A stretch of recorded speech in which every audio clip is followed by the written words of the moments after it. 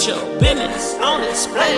Grab a seat with Neesha for a minute. And if you got the goods, we can talk about your business. She know what it's like to make a move independently. And I don't fake us like that. We've been trusting God like that.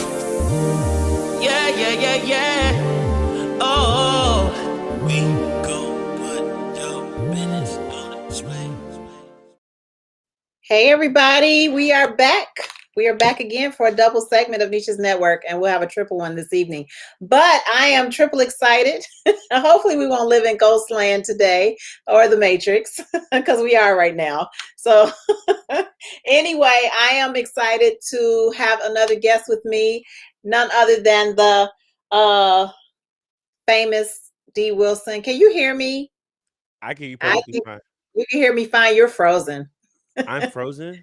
You are frozen. That's okay though. What a nightmare. We'll Okay. keep it moving. Hopefully we can look at. There you are. Hi. So you guys, the tripped out part about all of this is that I was gonna do this little spectacular intro until he got frozen. Am I back now? Am I unfrozen? You are unfrozen now. So let me spectacularly say my name of my song. We're gonna put your business on display. I can't even do it right. So let me just say this is my producer, writer, director, nephew, family, all of that jazz. D. Wilson, Terrell D. Wilson. Very excited. Musical Grammy nominee, recording artist, all that jazz. He's amazing. And I've known him since him and Kristen were pipsqueaks. I'm gonna say pipsqueak teenagers. But I'm just grateful. So welcome, sir. Thank you. Thanks for having me on. He wrote that song for me. So let's just talk about that song for a minute. What's the name of it? Is it called Neesha's Network? What is it called? You know, when I do themes, I just do Neesha's Network theme. So okay, that's my theme song, you guys. So I'm gonna start over and play it again for y'all, okay? Because I just think it should be played one more time. So now y'all know who wrote it, D. Wilson. And actually, several people have called me and asked me about who did that for you. And I'm like, okay, well, that's another stream of income that he didn't know was coming. Yeah, for sure. Anyway, so let's see if we can do. Yeah, yeah, yeah, yeah. Oh, we gon' put your business on display. Yeah, yeah, yeah, yeah. Oh, we gon' put your business on display. I got winners on the way. You know you can't knock the hustle. And if you gotta get in place, then we gon' put your business on display. Grab a seat with Neesha for a minute. And if you got the goods, we can talk about your business. She know what it's like to make a move independently. And I don't fake us like that. We've been trusting God like that. Yeah, yeah, yeah, yeah.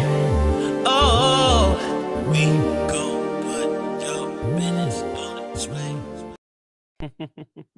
See, it's so great. Thank you, thank you, thank you.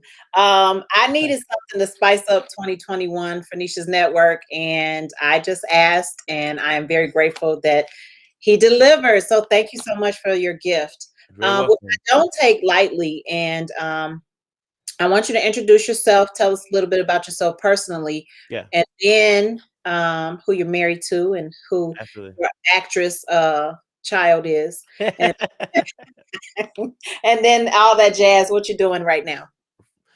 Yeah, so my name is D. Wilson. I'm a singer and songwriter and creator and worship leader in Chicago, Illinois, by way of Hammond, Indiana now. I'm married to Jennifer Wilson, who's my best friend and wife, co-hustler. We used to be in this house bussing and hustling all day long. And she gave birth to our wonderful child, Adele Rose Wilson, who is she's all of it. She's everything. We're trying to figure out what lane she's gonna go in, because I believe in the 10,000 hour rule. So whatever proclivity she has, I want to try to get her those 10,000 hours as quick as possible. But she's actually a very talented kid. She can sing, she can write, she loves to dance. Her mind works in very interesting ways. So I'm gonna have to give her a little more time to develop a lane. But then but she's in here in full effect. Well, that's good. How old is Adele? She'll be 5 on Sunday. Okay. Ooh, birthday coming up. So Yeah. you know what? Since we started out talking about that a little bit, let's just talk about your upbringing because Okay. and how influential was that into where you are today? And then are you raising Adele? You and Jennifer raising Adele to walk in the same footsteps that you are, or how different is that going to be? Sure. Yeah, I mean, my upbringing was really interesting.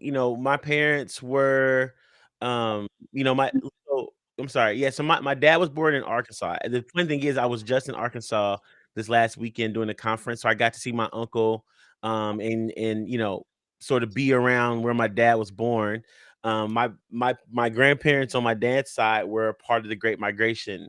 So their lives were so they were part of when the world was changing, and so am I, but their world was changing in a lot of different ways. And so um a lot of hard work instilled in us. Like, especially me, since I was the only boy, it was more often than not like, if you want that, like, go figure it out how to get it. And that was like at 10 years old. So my first business was at 10 years old because I wanted to go to basketball camp, and all I had was a lawnmower and a best friend. So we both put our lawnmowers together, and we just started cutting up the block a couple times a week, and we had a rotation of clients, that would give us $20 a pop, and we'd split it.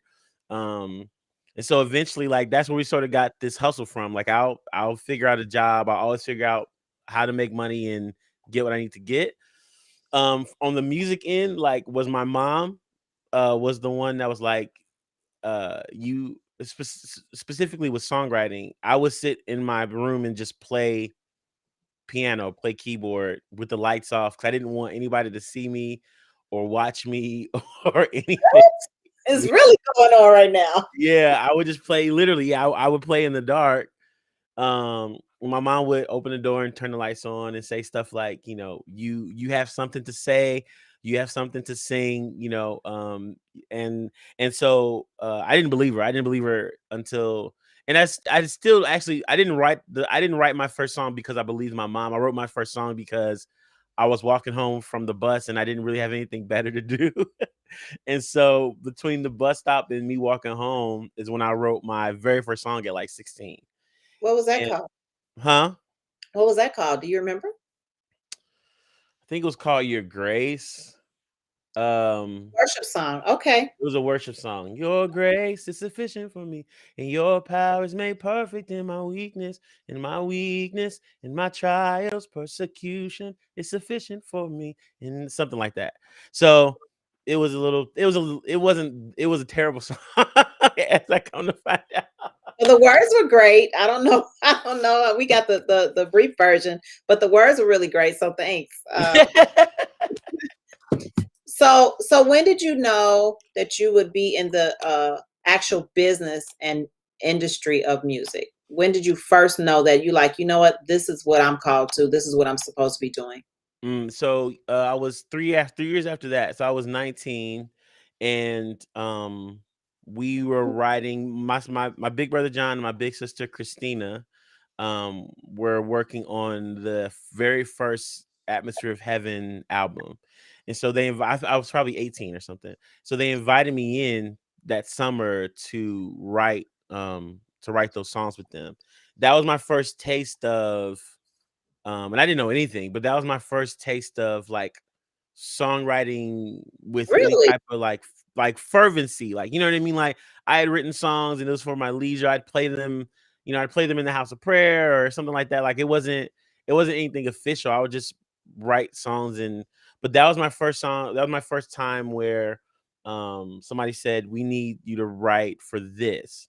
Um and then in that process, I met Andre Ambrose, who said, "Hey, you are really talented, but I can teach you some things." So from 19 to, I don't know, 24, 25, maybe even, me and Andre would write every Thursday at his Oh wow. house in the morning. And so literally every week, mostly without fail, unless he was out or something like that. But every Thursday in the morning, we would spend hours writing songs and um yeah, arguing. He would teach me stuff. I didn't want to believe it. We had to build a catalog for the artists he was producing. So that was when I got a taste of the music business, and I was very excited that I could write a song and somebody could hear it and put instruments to it and voices to it, and that something I created could have a life of its own outside of me. Um, through the lens of others' interpretation. That was like really exciting to me. It was exciting to find out what people wanted to sing and what could catch, what could catch fire in a congregation or things like that. So yeah, that was my first taste of it. So where did Clementine come into play with all of that? Like a worship, you know what I'm saying? So, that song stands out to me. I didn't know you heard Clementine. You know I heard some Clementine. You done sang it a couple times, okay?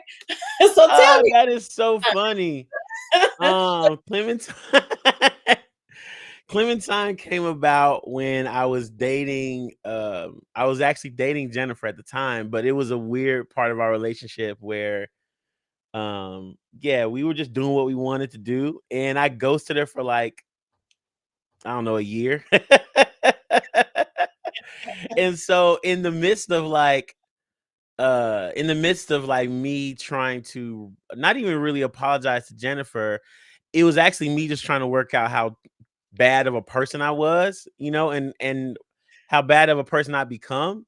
Um, and so when I wrote Clementine, I wrote it because I didn't think I would ever have an opportunity to apologize to Jennifer. I didn't think I was going to speak to her Wow, again. I didn't hear the story. Okay. So yeah, so I wrote Clementine as like Clementine was a journal entry, essentially, because I didn't want to, and I'm also creative and don't want to just say Jennifer in songs. I think that's super whack. But like, um, I was trying to write something because I didn't think I'd ever have the opportunity to apologize to Jennifer face to face. I didn't think she'd ever speak to me. So that's when I wrote Clementine, and I played it by accident at an open mic, and like people freaked out.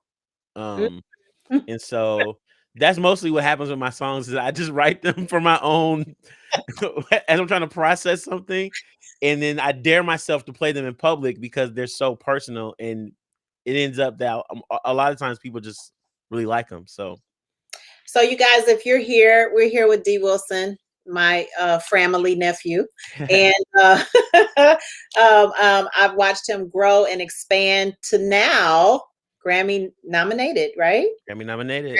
Nominated. So a lot of people don't know some of the songs that you've written that are like all over the world, and so like, and worship is singing all over the world. Not Clementine, y'all. That probably can go some places, but anyway. So just name a few of the songs that you've written or co-written that are like hit all the charts. Well, yeah, so two that I know have charted has been not Lucky I'm Loved with Jonathan. Moving On with Jonathan, that's our Grammy nominated song. You guys, because you saying Jonathan, everybody don't know who Oh, Jonathan is. sorry, Jonathan McReynolds, my bad. Um, Jonathan Reynolds. I've Everybody written don't a lot. Say good. Everybody don't know Jesus. Oh, sorry, my bad. So Jonathan McReynolds is a very legendary, now probably at this point, gospel artist. So I've been invited to I've helped him write his last couple albums, which have been a real treat for me. So two of those songs have gone number one. Not Lucky I'm Loved has gone number one. Moving On has gone number one. And it's been nominated for a Grammy.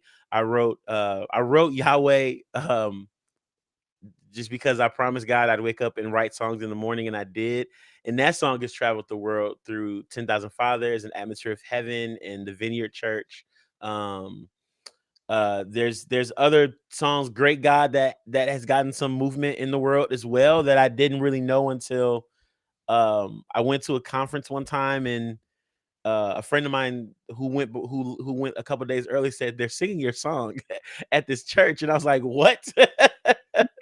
um, so there have been a few. There have been more that have gone. This is really amazing. There have been more that have traveled the world than have charted actually. Mhm.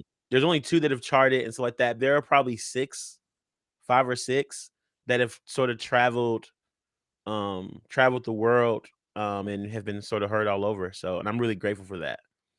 Well, we are very grateful for your gift. So, because I want him to go ahead and play some music for us, and tell us what you're going to play, and we're here to listen. D. Wilson, you guys, This is my new single called "So Many Names," that I released 2 weeks ago, almost 2 weeks ago. and it was Um, amazing. And it was amazing, and it was amazing that your feedback and the people that platformed it for you were so theatrical, and they were so great, including my daughters with Solid yeah, Lip Podcast. Shout out to Solid Lip Podcast. I was a little worried about that, but that's okay.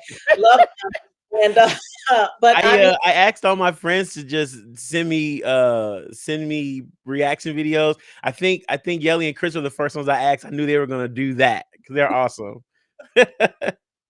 all right, let's go, y'all. So many Enjoy. names. You have many ways, so many ways. I know. Mysterious and wondrous as the water. You have many names, so many names. I know. I woke up today calling you holy. You are holy. Holy.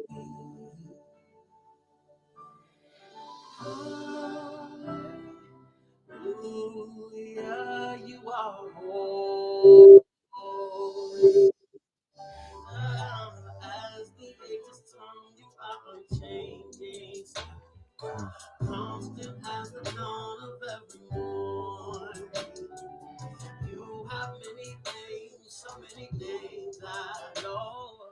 I woke up today calling you faithful. You are faithful, faithful.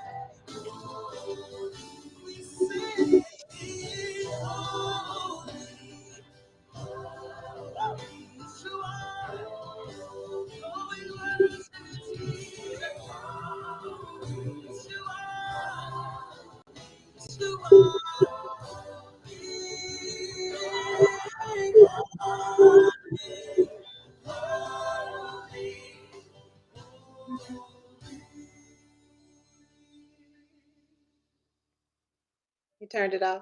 Yeah. It's so great. I have to keep my composure because I've listened to it like 100 times, y'all. So I really could just went on in. You know what I mean? So triple grateful for your gift in the body of Christ, and triple grateful for your love, because you really do have a gift of love that extends not only to the heart of God, but also to those you love and those around you. And I know that this song is gonna be like, okay, Grammy award winning. Okay, that's just the truth. So Come on. And if you all, how can people get in touch with you? I know you produced also. I didn't want to say, forget that you produced also. He's a producer, a writer, a director, all that jazz. Okay, we just gonna put it all out there. yeah, for sure. But how can people get in touch with you? The main way is through socials, D Wilson Live on Instagram, or my Facebook, D Wilson on Facebook. Same thing, D E Wilson. Um, and yeah, just those two main ways. DM me, inbox me. If I like you, I'll give you my number. Because I'm still an introvert, so I don't be trying to put, what I mean, my whole self in the world. He's an introvert till he gets up there with his guitar and actually starts worshiping. And so, what a gift it is. And I want to say this more powerfully: the millennial piece, that he's a millennial making a difference in the world. And I'm really excited. So, you guys go and check him out, D Wilson Live, everywhere on every social media platform. What do you want people to know? What do you want people to know about you, and what the message that you're really trying to portray in 2021 that's You know, different? yeah, for creators, I think God and the world need you the way that you have been fitted and formatted by God, and not the way any one industry wants to format you or fit you or make you or remake you. They don't deserve that because they can't redeem you when you've gone too far. Ooh, that's the So truth. Ooh, for every creator, live fully into the way that God has wired you. Live wholly, fully, healthily into the way that God has wired you. Regardless if you make a ton of money or anything, you'll just be better. You have a better life and be at peace with yourself if you just be who God made you. that is really the truth. And let me tell you something about these millennials and that crew. They just keep it real and very authentic, okay? And I know they love Jesus, so I'm gonna just say Jesus is still working on all of them. But thank you so much. He knows what I mean That's by true. that. That's So, true. D. Wilson, thank you so much, nephew, for doing this. I think your mom and dad are amazing and resilient. Your entire family are a gift, and even your wife and your baby girl, Adele, who's probably going to be an amazing worship artist herself. So I'm excited about that. He needs to go ahead and start taking these voices and putting them, writing music for them. I'm just putting it out there, and let's get the babies in the worship. Like, what was the little girl's name that used to sing? She was all over. You remember? Oh, well, the girl that sang the This Means War, that little girl, her name was Star. I feel like it was Star something. We need some little stars to come on the horizon because you Yeah, for sure. For but sure. guys, check out, what's the name of the single? The name of the single is So Many Names. There's another single that I put out in November called Stay With Me, and there's an EP coming this Okay. year. So fun times. All All right. fun Well, times. I appreciate you hanging out with me today and Thanks, really just Neesha. sharing your gift. And I love you so much. And I'm excited about what God has in store. Grammy Award winning. Okay, I'm just prophesying to Let's y'all. So go. do it. In Jesus' name. All right. Love you. Thank you so much. Love you too. Thank Check you. out Neesha's Network, you guys. Subscribe today, patreon.com/Neesha's Network. We are here to share platforms of people we think you should know, valuable information, and people that are shining stars. Have a great day, everybody. See you this evening at